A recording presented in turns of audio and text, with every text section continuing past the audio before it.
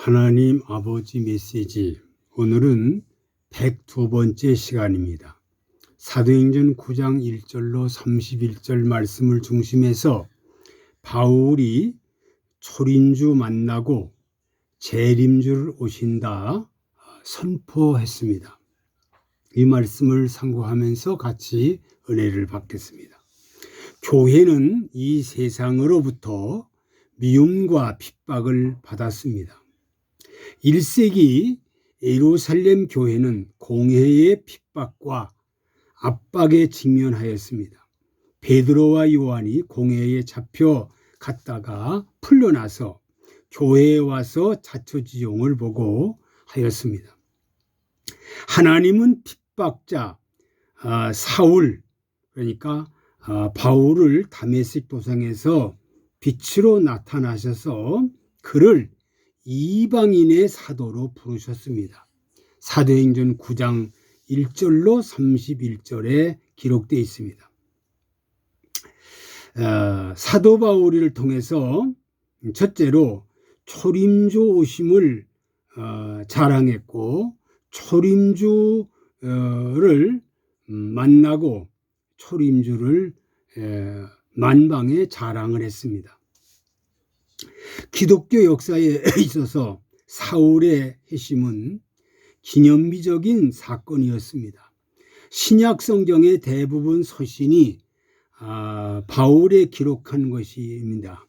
사도행전 절반이 그의 전도 여행에 관한 기록이고, 그의 회심은 도저히 믿기지 않을 정도로 충격적이라고 할 수 있고요. 사울이라는 이름은 초대교회의 공포의 전율을 가져다 주었습니다. 그런데 그가 하루아침에 돌변해서 정말로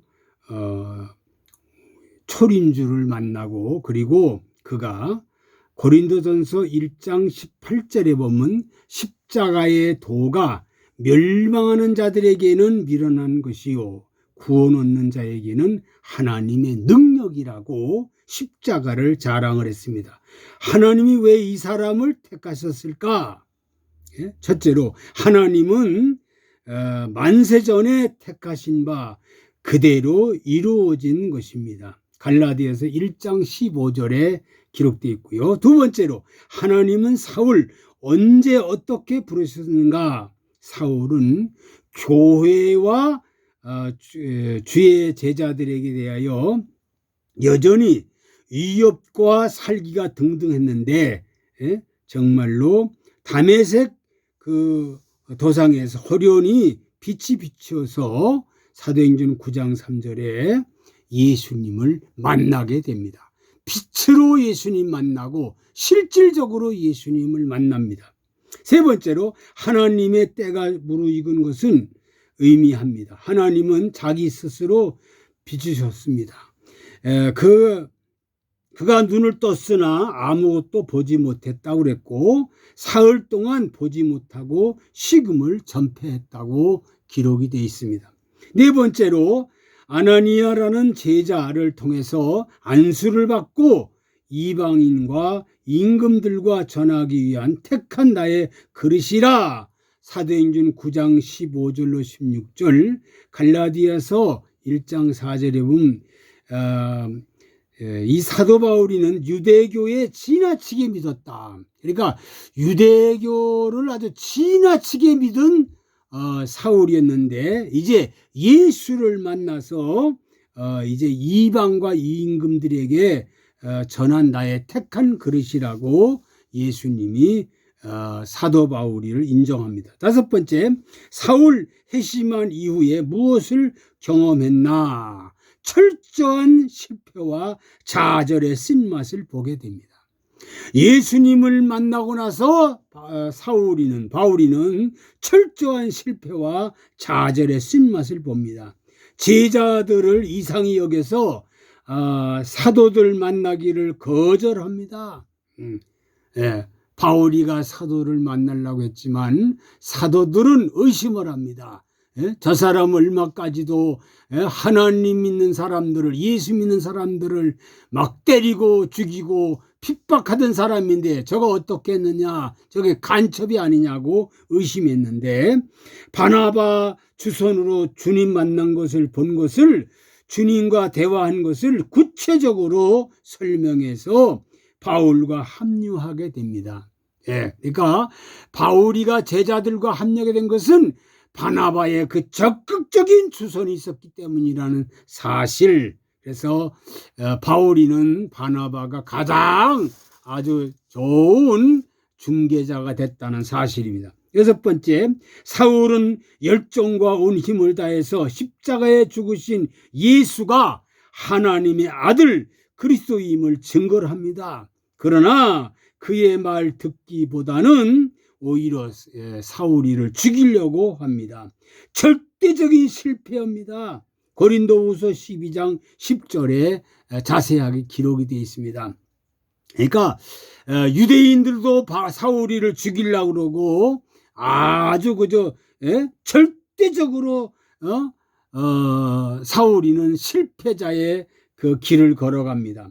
일곱 번째, 고린도후서 15장 3절을 보니까 성경대로 그리스도께서 우리 죄를 위해 죽으시고 성경대로 죽었다는 거. 4절에 장사 지낸 바 되었다가 성경대로 사흘 만에 다시 살아나사 다시 부활했다는 것을 증거합니다. 사울이는. 그리고 5절에 게바에게 보이시고 게바에게 보였다는 거지요. 그리고 6절 500여 형제에게 일시에 보이시고 보였어요. 그리고 7절에 야고보에게 보이시고 보여서, 그리고 그 후에 아주 모든 사도보다 사도에게와 또 8절 만삭되지 못한 나 바울에게 내게 보이셨다. 아주 만삭되지 못한 나에게 예수님이 보이셨다. 그래서 바울 사도는, 사울이는 예수님을 만났다는 사실을 만천하에 자랑을 하고, 그리고 예수님의 그 죽으심과 예수님의 부활하심을 만천하에 전파하는 그러한 하나님의 거룩한 종이 됐다는 사실을 우리는 잘 알 수가 있습니다. 두 번째로, 바울은 재림주 오심을 다 오신다는 것을 강력하게 선포를 합니다. 데살로니가전서 1장과 5장에 아주 자세하게 기록이 되어 있습니다. 본 서신의 전체 말씀 중에 1장과 5장까지 예수 그리스도 재림에 관한 내용을 담고 있습니다. 그리스도께서 재림 다시 오시기 전에 먼저 적그리스도와 불법한 자가 나타날 것이다, 이렇게 강조했어요. 예수님이 재림하시는데 재림하시기 직전에 많은 적그리스도, 많은 불법자가 나타난다. 데살로니가 후서 2장 3절로 4절, 다니엘서 9장 27절, 마태복음 24장 25절, 요한계시록 11장 7절, 요한계시록 13장 1절로 10절, 정말 이 자세하게 기록되어 있는데, 그러나 사단의 세력을 힘입은 그는 오랫동안 활동할 수 없다는 거. 왜냐? 어둠이 빛을 이기지 못하듯이 재림주 다시 오셔서 거짓 선지자 따르던 사람은 심판의 징벌을 받는 것이다, 강조하고 계시고 있습니다. 철저하게 강조하고 있습니다. 자, 그러면 바울이 재림주 오신다는 것을 강력하게 선포한 이 말씀의 첫 번째 뭐냐? 첫 번째로 살전 1장 10절 보니까 재림주 강림한다. 재림을 관심 없고 재림을 기다려야 한다. 재림을 기다려야 한다. 오늘의 많은 사람들이 초림주에 대해서는 세계적인 교회가, 세계적인 사람의 교파를 초월해서 다 공통점이 됐습니다. 예수 그리스도를 영접함으로 예수님이 죽으셨고 예수님이 부활하셨고 예수님이 승천했고 예수님이 보좌 우편에서 기도하셨고 예수님이 재림한다. 거기까지는 다 공통점으로 알고 있습니다. 그런데 재림에 대해서 구체적으로 가르쳐 주는 사람이었고 재림에 대해서 관심이 없습니다. 현실주의적으로 교회가 운영되고 있습니다. 현실. 네, 그래서 그냥 아름답게 사는 거, 즐겁게 사는 거, 놀고 사는 거, 성공하는 거, 승리하는 거, 이런 여기에 관심을 두지 예수님의 재림에 대해서는 그렇게 신경을 쓰지 않고 관심이 없습니다. 성경은 말합니다.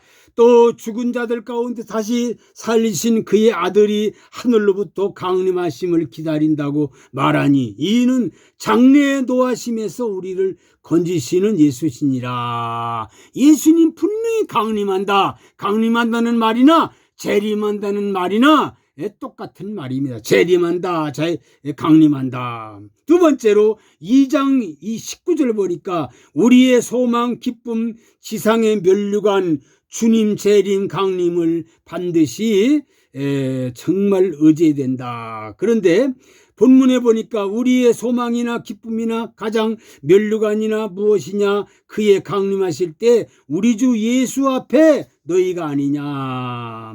재림의 모든 것을 완성된다는 겁니다.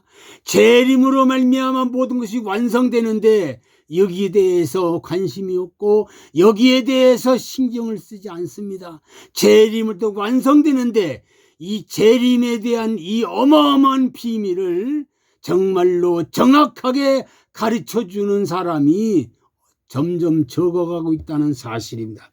세 번째로 3장 13절에 이렇게 했습니다. 예수 재림 강림 때 거룩하고 흠이 없어야 틀림을 받는다.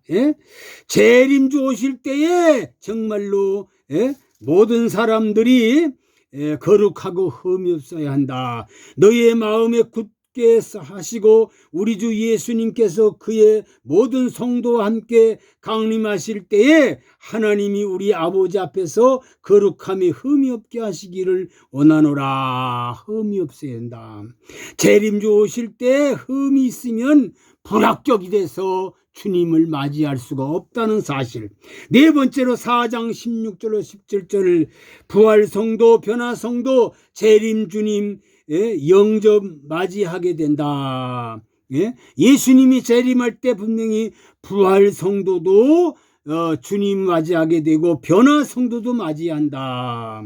재림 때 순교자 1차 부활하고 그리고 산순교자 변화가 돼가지고 예수님을 정말 재림할 때 맞이하게 된다. 이렇게 성경은 우리에게 가르쳐주고 있습니다. 다섯 번째 5장 23절 주님 재림하실 때 흠없게 보존된 자 주님 맞이한다. 끝까지 흠이 없이 보존돼야 된다는 겁니다. 정말로 어려서부터 정말 장부가 될 때까지 흠이 없어야 됩니다. 흠이 없어야 됩니다. 모든 열매가 흠이 없으면 값어치가 떨어집니다. 모든 짐승이 흠이 있으면은 그 흠 있는 것을 하나님 앞에 제사 지낼 수가 없습니다. 모든 것들을 흠이 있는 것은 안 된다. 예수님 재림할 때 흠이 있는 사람들은 절대 주님을 맞이할 수 없다고 합니다. 평강의 하나님 친히 너희도 온전히 거룩하게 하시고 또 너희 영과 혼과 혼이 우리 주 예수 그리스도 강림하실 때에 흠없게 보존되기를 원하노라. 흠이 없이 보존돼야 되는데 모든 사람이 흠이 많다는 겁니다. 요즘에 정치하는 사람들도 흠이 있는 사람들은 정말로 국회의원도 안 되고 시장도 안 되고 정말로 장관도 할 수가 없습니다. 앞으로 대통령도 할 수가 없습니다. 흠이 있는 사람 안 된다는 거지요. 흠이 없어야 된다는 사실을 우리가 알고 예수님이 재림할 때도 흠이 있는 사람은 절대 맞이할 수 없다는 거. 사도 바울 핍박자입니다. 초림주 만나서 변화되어 이방 사도로 제약 대신 죽으시고 부활하시고 성천하시고 성령을 부어주시고 그리고 지금도 보좌 앞에서 기도하시는 예수님, 이제 예수님이 재림주 다시 오실 것을 확신하고 만천하에 증거하고 자랑해야 된다는 사실.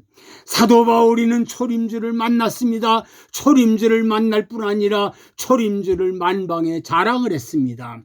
예수님이 죽으시고 우리 죄를 위해 죽으시고 부활하시고 성천하시고 성령을 부어주신 것을 만천하에 자랑을 하고 만천하에 증거를 했습니다. 목숨을 걸고 증거했고, 그리고 사도 바울이는 재림주 오신다는 것을 강력하게 선포합니다. 데살로니가 전서 1장부터 5장까지 자랑은 물론이고 편서를 보든지 모든 사도 바울의 편서를 가만히 보면 예수님이 재림한다는 것을 엄청나게 증거하고 있다는 사실을 우리는 바로 알고, 이제는 초림주 오시는 것을 만천하가 다 알았으니까 이것으로 끝난 게 아니고, 내가 영혼 구원 받았으니까, 이제 구원 받았으니까, 이제 천국 티켓을 따놨으니까 이제는 모든 것은 내 마음대로 해야 된다. 아닙니다. 천국을 티켓 따는 것으로 끝나는 게 아니라 예수님이 재림한다는 사실을 만천하에 증거해야 되는데, 사도 바울이 깨달았던 비밀, 사도 요한이 깨달았던 비밀, 베드로가 깨달았던 비밀, 그 비밀이 초림주뿐 아니라 재림주라는 사실을 분명히 알고 재림주 오시는 것을 만천하에 정말 깨닫고 정말 증거하는 사람이 되어 이 시대에 예수님이 재림한다는 것이 때가 됐습니다. 이제는 예수님이 재림할 때가 됐어요. 세상 되는 걸 보고, 이 모든 교회 되는 거 보고, 정치, 경제, 사회, 문화, 도덕, 윤리 모든 세상 되어지는 걸 보니까 예수님 재림할 때가 됐다는 것을 확실히 믿고 깨닫고 이 시대의 사명을 감당하는 모든 성도들, 백성들, 주의 종들이 되기를 바랍니다. 아버지 하나님, 오늘 바울이 초림주를 만나고 재림주 오신다는 것을 강력하게 선포한 이 비밀을 깨닫고 많은 도전을 받았습니다. 이 아버지 하나님 초림주를 만나고 재림주를 강력하게 증거한 것처럼 우리들도 이 초림주를 만나고 영혼이 구원받았지만 이제 재림주 오신다는 사실을 만천하에 깨닫고 이 말씀을 증거하여 수많은 사람들을 재림주 오실 때에 맞이하는데 1등 공신들이 되게 하여 주옵소서. 예수 그리스도의 이름으로 기도하옵나이다. 아멘.